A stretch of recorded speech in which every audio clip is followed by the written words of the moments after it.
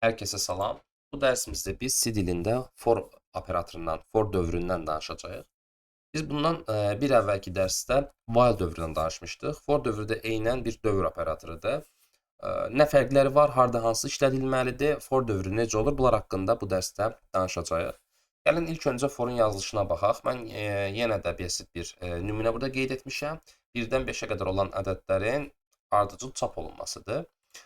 For dövrünün istifadəsi üçün əvvəla for açar sözünü yazıb, daha sonra mötərizə daxilində 3 parametr qeyd edilir və daha sonra belə deyək, bəzəkli mötərizə içərisində də bu dövr daxilində hansı prosesin təkrarlanmağını istəyirsə, həmin prosesi yazırıq. İncə keçək bu for dövrü içərisindəki 3 parametrə. Bunlar nədir? Niyə yazılır? Birinci olaraq biz for dövrümüzdə belə deyək, bu dövrün nə qədər vaxt baş verməlidir və buradakı şərt nədirsə, o şərtdə istifadə olunan dəyişəni təyin edirik.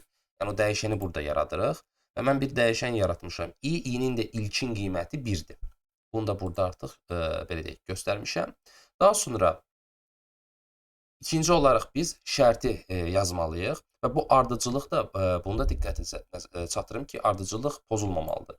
Biz birinci belə deyək başlanğıc dəyərimizi, dəyişənimizi yaratmalıyıq. Daha sonra biz şərt verməliyik, hansı ki bu şərt daxilində bu dövr işləyəcək.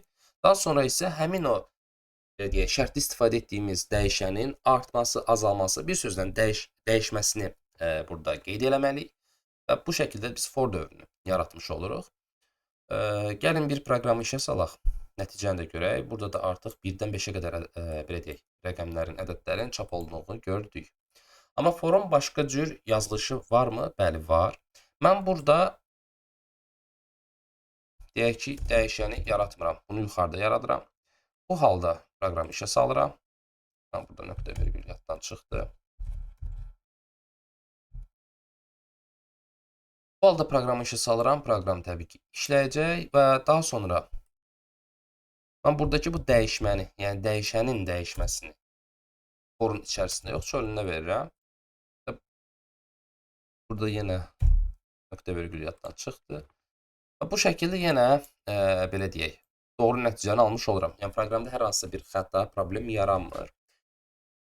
Əgər while dövrünə baxmışdınızsa, bu artıq bir qədər while dövrünə oxşayır. Hətta belə deyə bilərik ki, biz for dövrü ilə bir while dövrü yaratmış olduq. Yəni bunun bu şəkildə yazılışı da mövcuddur. Daha sonra biz while dövründə danışarkən belə deyim, sonsuz dövrlərdən də danışmışdıq.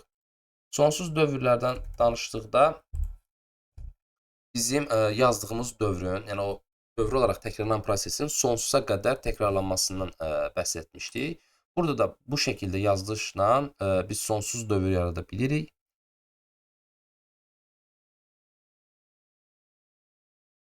Biz burada, bunu səhv yazdıq, bunu buradan silək. Burada test deyək. Yəni i dəyişəni təyin edilmədiyindən biz gəlib burada i dəyişəni ekranda yazdırmaq istəyirik, bu səhvdən bir xəta aldıq. Proqramı run etdikdə sonsuza qədər test yazıldığında görmüş olduq. Yəni sonsuz bir dövr üçün bu şəkildə fordan istifadə edə bilərik. Bəs forla while'ın fərqləri nədir? Daha doğrusu mən harda for, harda isə while istifadə etməliyəm. Bu əslində belə deyək, bir qədər çaşdırıcı sualdır desəm, yaxud da belə deyək, cavabsız qalan bir sualdır desəm yeridir. Çünki bu sizin istifadənizdən asılı olaraq dəyişir. Çünki biz while dövrünü forla əvəzləyə bilirik. Amma təbii ki, hər şeydə öz yerində işlətsək daha sərqə, daha düzgün kod olmuş olar. Buna görə də belə bir izah verə bilərəm ki, əgər sizin dövrünüzdə bəlirli bir aralıq yoxdursa, dəqiq bir say şərt yoxdursa, while dövrünə istifadə etməyiniz daha yaxşıdır. Məsələn, belə deyək, x 10-dan kiçik olduğu müddət ərzində mənim dövrüm davam etsin. Yəni, belə bir şərtiniz varsa, while-dan istifadə edə bilərsiniz. Amma təbii ki, bunun yazılışında for-dan da istifadə edə bilərsiniz. Bu, sizin kodunuzda hər hansı bir xəta olduğunu göstərmir. Bu, tamamən seçimə görə qalmış bir şeydir. Bu dərsimiz də bu qədər idi. Əlavə nəsə bir sualınız olarsa da, şərhlərdə mütləq surətdə bildirin. Növbəti dərsdə görüşənədək.